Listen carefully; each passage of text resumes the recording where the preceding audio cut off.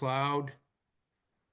All right, welcome to Sunday Night Get It from Gilbert, and I want to welcome everybody to the call here tonight. And I've just had a fantastic day. Got up early this morning, and we went and watched my young grandchild. We call him Mick Brendan.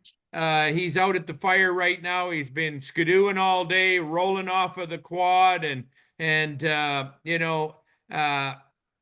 just to be able to get up and his first three hockey games this year, he scored a hat trick, and then he went on a little drought and was only getting a couple goals a game. And today, Grandpa was there with the hats to throw onto the ice because the first day he got a hat trick. He said, "Dad, Grandpa, how come you didn't throw your hats on the ice? You know, that's what you do in Canada when somebody gets a hat trick." And I remember one day they went to the Edmonton Oilers, and his dad just bought him a hat, and he gave his brother his Edmonton Oiler hat, and an Oiler got a hat, and all three of those $50 hats went shooting onto the ice with a couple thousand hats. So he wanted to know why Grandpa didn't throw his hat on the ice when he got his first hat trick. So I went to many games after that, and I had my three hats ready. And you guys, we only get so many moments in life. And today in his first shift, he hit the goal post, and he made it. The goalie made a great save on another one, and he scored a goal.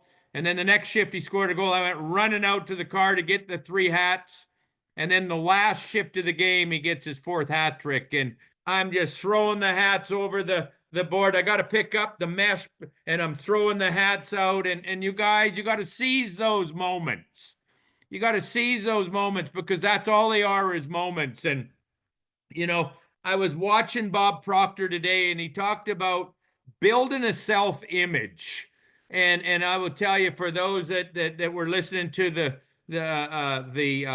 audios that I sent out on Paradigms with Bob Proctor this week, and I'll tell you, that's what Bob Proctor spent 30 years, or not 30 years, 60 years teaching of we all have paradigms, we all have habits. And I love Lindsay made a post on one of my sites saying, man, if I could have just watched that 2 weeks ago. But the greatest thing about this is that we're all on a journey. We're all on and the most important thing is you got to decide what it is you want. You have to decide. So after the hockey game today, everybody come out, and we had a bonfire, and we burnt the Christmas tree, and the kids are all out there, and we're cooking hot dogs, and we're having a big fire, and we got the quads going. We got the sleighs behind the quads, and we're rolling them off there. And you guys, life is short. And as we're sitting around the fire, we said to everybody, can you imagine what this place is going to look like 20 years from now? How many people can say right now, and here's what it is, the only difference between where you are and where you want to be is a decision. We have this little box, what we do when we do the Get It from Gilbert, or we get it to the Anderson All In, and it's called the Wish Box. And everybody always gets to write down what they would like to see happen at the Dream Center. And I see things like a zip line across the river. I see things like a big hot tub, more quad trails. You guys, it's called the wish list. And Bob Proctor says, here's what it is. He says, write your new self-image. And what Bob did is he built a self-image. And here's what he said you need to do. First of all, you need to decide what you want. I want everybody right now, bar none. I want you, Jay. I want you, Karen. I want you, Val. I want Bob. I want Dr. Joanne. I know that Anne-Marie and them are all out at the fire. I want everybody to go ahead, and I want everybody to decide what it is that they want. Then the second thing I want you to do is decide what you're prepared to give up to get what you want. You guys, if you're going to continue to do the same thing, it might be a luxury of doing nothing. And if you want something more in your life, what are you willing to give up? Then set your mind to do it. What you got to do, you got to set your mind to do it. And then you got to get on with your work. And that's what Bob Proctor had posted on one of his things that this lady had posted today. And here's what Bob said. He said he had a thing called self-image. and to understand, you guys, that the self-image is very important. The self-image is, here's what Bob said. He met a guy one time that had 30 suits. And you got to remember, when he first started, he had one suit. And then that's all he had was one suit. And he met this guy that had 30 suits. And so he took a pen and he wrote out that someday he wanted to have 30 suits.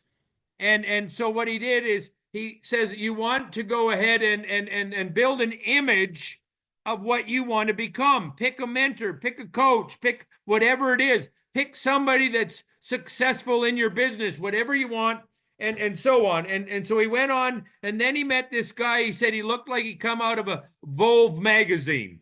And he said that guy had 60 suits. And he couldn't believe he had one suit that used to scratch his legs so bad. He said one day he was going to dry clean that suit and then he was going to burn it.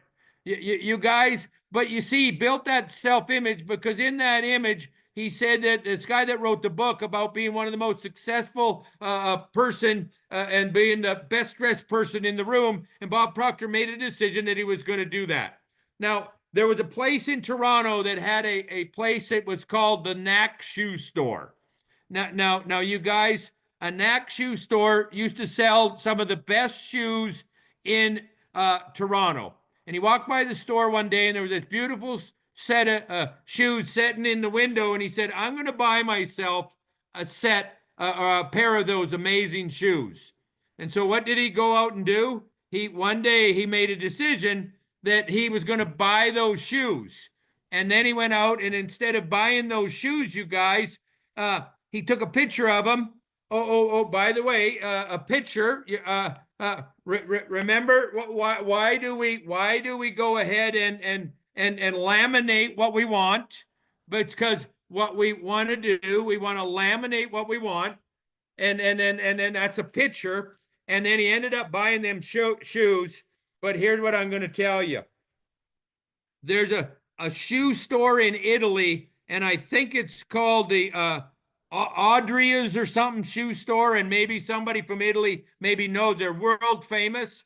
Well, anyway, one day he went over there and he seen a pair of shoes, and he ended up buying a pair of shoes in Italy from one of the best shoemakers in the entire world.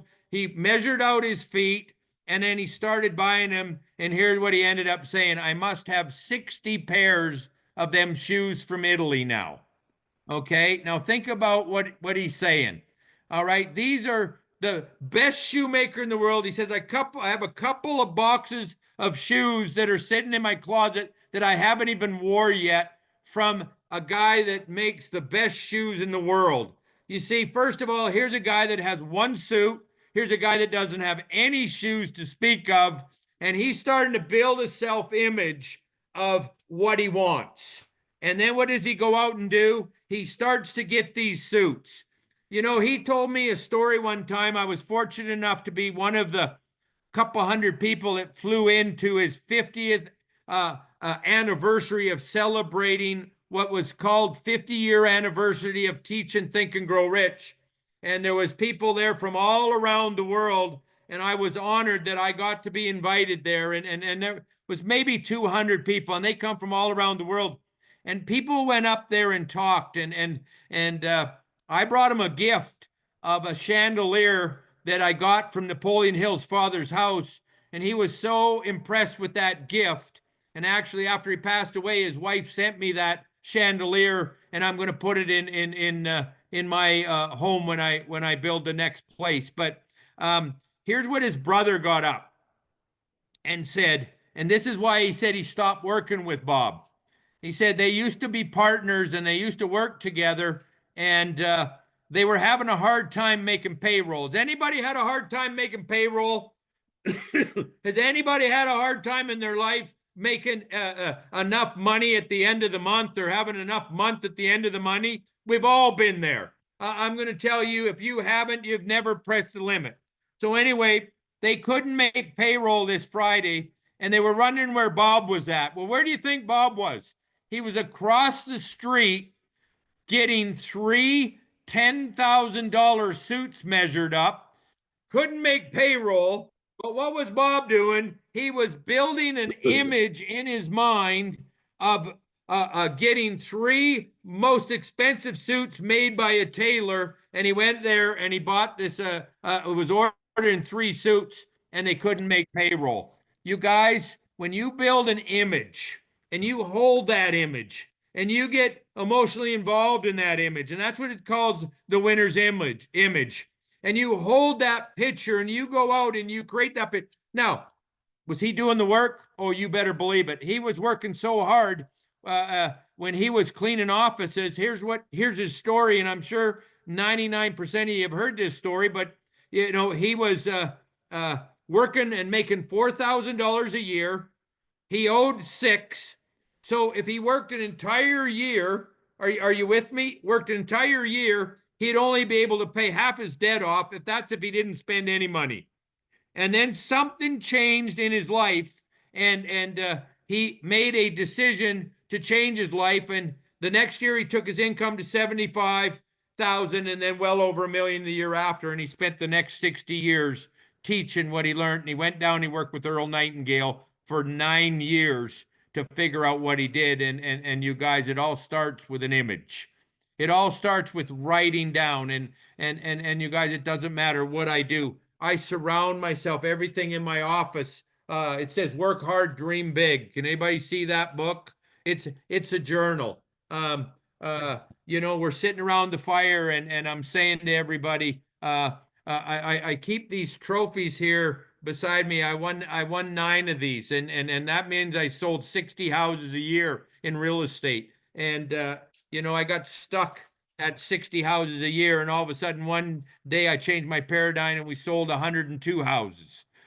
You see, we get stuck at where we at, and what we got to do is we got to change our belief system. We got to change our paradigm, and that's all it is. And if we're willing to do the work, and what happened with Bob Proctor, and I would probably contribute this to the success of my oldest son, because I've watched him duplicate what Bob Proctor teaches, and Bob Proctor collapsed downtown Yonge Street. He was cleaning offices. He was working night and day, and he wasn't only cleaning offices, he was doing the cleaning of the offices. And then one day he collapsed on Yonge Street. He wakes up and here's the police there, the ambulance was there, the paramedics were there, and he jumped up and he was so afraid he ran away from them.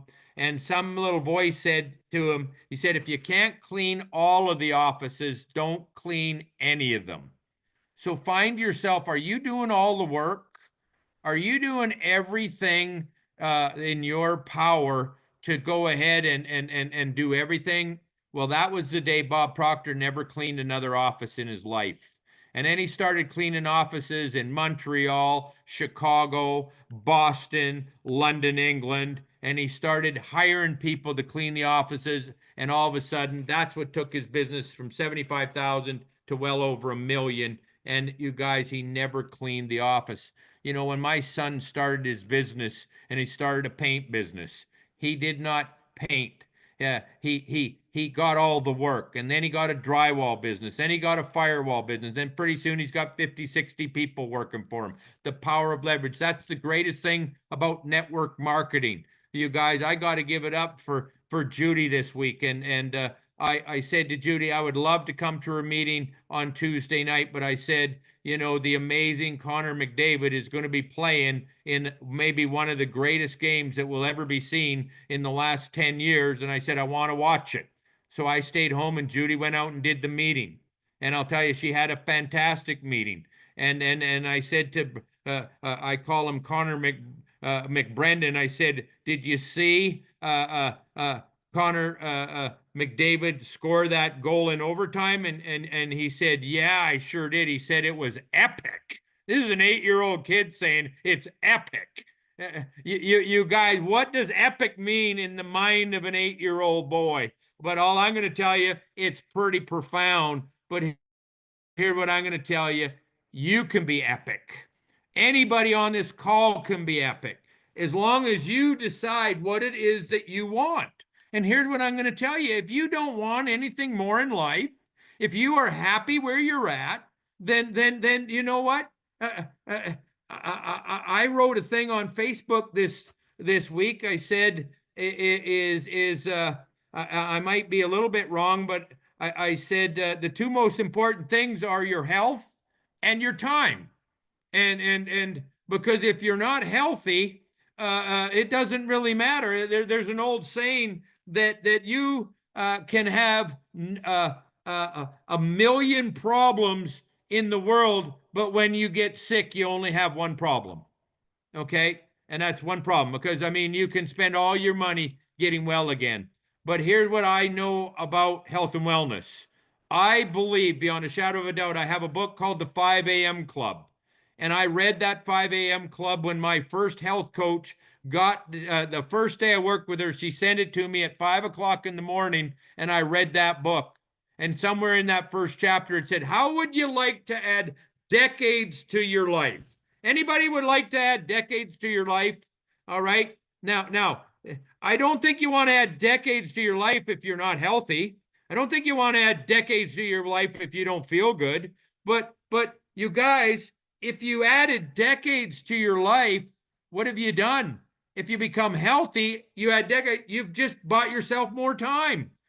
Being healthy in time. And then what do you do with the time? You get to do the things that you love to do. When I was sitting there with Bob Proctor that day, and I seen that guy go out and be able to go ahead and mentally, when the bills couldn't be paid, and to be able to go ahead and get those suits measured up, because that was in his winner's image. He seen himself building a global organization around the world, exactly what Bob's got, that he's been dwelling on for years. But here's what I'm going to tell you. He's taken massive action at a vehicle that's taken him towards his goals and his dreams. So what I want to empower to each and every single person that's on this call here today, a clearly defined goal. Put pen to paper.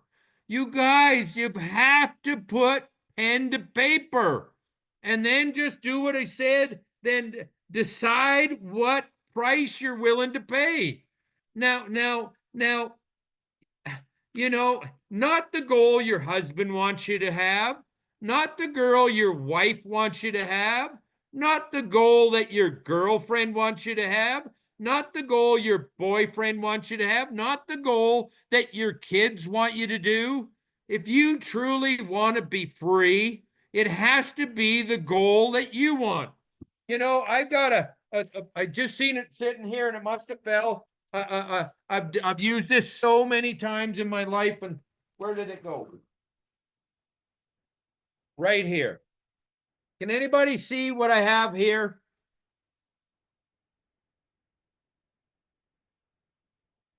It's called a thermometer on page 136 of my 10-week program.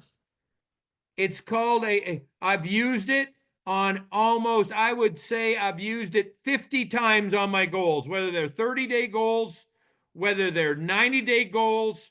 I remember when I needed to sell 12 houses to become a centurion, to win one of these, to be inducted into the Hall of Fame. I had 30 days. I needed to sell 12 houses, and I didn't know where I was going to sell 12 houses. And that was after 5 years to be inducted into the Hall of Fame in the first 5 years of real estate. And I went and I took 5 of these trophies, and I went down to Walmart and I got all 5.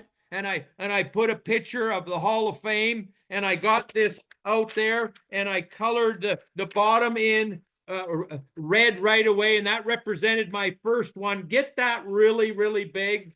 And then I went to work, and I started making more calls. I had a clearly defined goal. And then all of a sudden, bingo, between Christmas and New Year's, I double-ended 4 holiday trailers in where I was working. And by January 31st, I ended up selling 12 houses, and I ended up hitting the Hall of Fame in 5 years. You guys, if you want something bad enough, and I will tell you, and you're willing to go ahead and build that image, and you're willing to go ahead and do whatever it takes, I will tell you, I love what I do. I'm going to spend the rest of my life, the next 40 or 50 years, doing what Bob does. I'm going to help as many people as I can. I love personal development. I love watching people grow. I love watching people do things they've never done before. So I want to encourage you.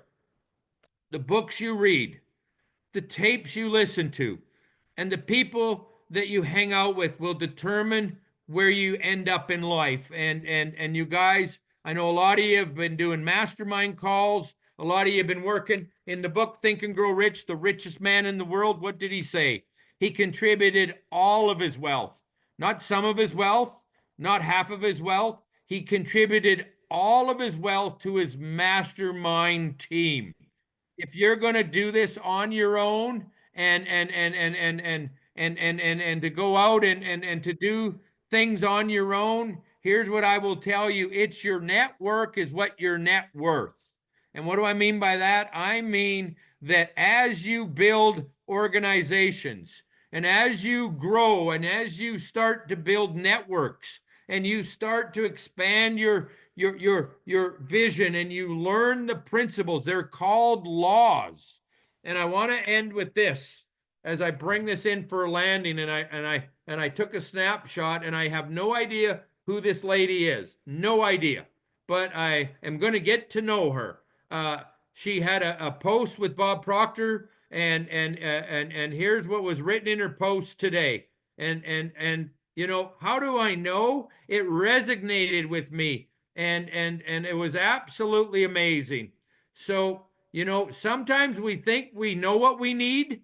Here's what I know, and here's what Bob Proctor told me once upon a time. Sometimes we have no idea what we need. But first of all, we need to know what we want. Bob Proctor says in the only thing, the only question that really of any real importance that requires an answer to turn your fantasy into a reality is, am I willing? So you got to ask yourself, am I willing? You know, I can't wait to get back and help Judy with that next meeting. Am I willing to drive 5 or 6 hours to do a meeting? Am I willing to change up what I'm doing, or am I just going to be willing to stay stuck where I'm at?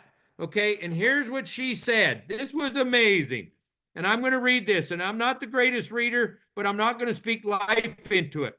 When I first started my business, I was told that I only way to have a 7-figure income was to have a perfect business strategy, a perfect funnel, a perfect ad campaign. Anybody hear of anybody pitch you on funnels and ad campaigns and pay dollars for this? Anybody heard any of that strategy? So I hired a coach. I hired a funnel builder. Matter of fact, a lady I worked with in my last business, how many funnels did she have going? Okay, ad managers, etc., running ads, spending money, but nothing moved the needle in my business. I spent close to $200,000. Let me repeat this. After spending close to $200,000 in my business, I wasn't seeing the results until I hired my first mind coach. Who do you think that mind coach might have been? The greatest mind coach in planet Earth. All right? Bob Proctor. Matter of fact, in the 167 or the 67 or 166 ways of the way the mental toughness think on number 11, it says, Steve Sebo says, Bob Proctor knows more about mind and money than anyone on planet Earth. I studied him like a scientist. So fortunate to have him for a mentor for 20 years. And so here's what he said. You see, success in business has nothing to do with your business strategy. Let me repeat this. Success in business has nothing to do with your business strategy. It all comes down to how you think. You want to know why Judy signed up 5 people last weekend? She changed her thinking. Do you know why? How do people go from 0 to hero? They change their thinking. They go from a hope so to I know so. How do you go from, oh, I wish I could hope, oh man, what would I do if I could sign somebody up, man? And then oh, if I could only get Dr. Sabo to sign up in my business. No, the only thing that successful people have to do is their business strategy. It comes down to how they think, act, and feel. When I was introduced to the law of attraction and discovered how our mind impacts the results we get, everything changes. Everything changes. After years of struggling, I now have 3 successful businesses, all because I learned the proper way to use the law of attraction. Why do you think the thermometer works when you're looking at it every day? You put your goal at the top of the thing. You go ahead and you start coloring it in, and you start to see it form between your, then you get emotionally involved with it. You start putting energy towards what you're looking at, not your debt, not the things that aren't happening, not the things that are going on. And then many people wonder why the law of attraction isn't working for them in their business. They wonder why their working hard isn't paying off. Here's what I will tell you, and I'm going to bring it in for landing for this, and this is what I believe in everything. Any single time that I get stuck, I go back to what I really want. Everything that I've ever created has been created in my mind. Whatever you hold in your mind long enough, resistance has to give way. You guys, if you're always talking about fear, doubt, and worry, how am I going to pay the bills? How am I going to do this? How am I going to do that? You're just going to get more of it. All the philosophers in the world agreed on one thing. Then they agreed on this: you become what you think about. And as I bring this in, and I'm gonna stop the recording, and I'm gonna open up the lines, and I'm gonna open it up for questions. And here's what I want to ask each and every single one of you. Uh, I believe I've got many, many, many years because of this amazing business. If I wouldn't have ever got into Vaseo, I would have never, ever met Dr. Sable. I would have never met 90% of the people that I'm looking at right now. I would have never met Bob. I would have never met Renee. I would have never met Judy. I would have never met Paul. I would have never met Jay. I'd have never met Kelly. I'd have never met Joanne. I would have never met hardly anybody that's on here. Matter of fact, how many people on this call knew me 10 years ago? I don't see one person on my screen right now, and I've got 25 people on my screen. I don't know if I knew one of you 10 years ago. Isn't that absolutely amazing how one person can change everything because somebody thought enough of me to give me a call and invite me into a business, and the network that has been created from that one decision. I have been able to travel all over North America. I've been able to go now start to travel global, and I get to truly live my dream as I'm going into my 25th year. Another month, another month. January's gone. February's just about gone. We're coming into March Madness, and all I wanted to is to let each and every one of you know that just get clear on what it is that you want to do, and that's it.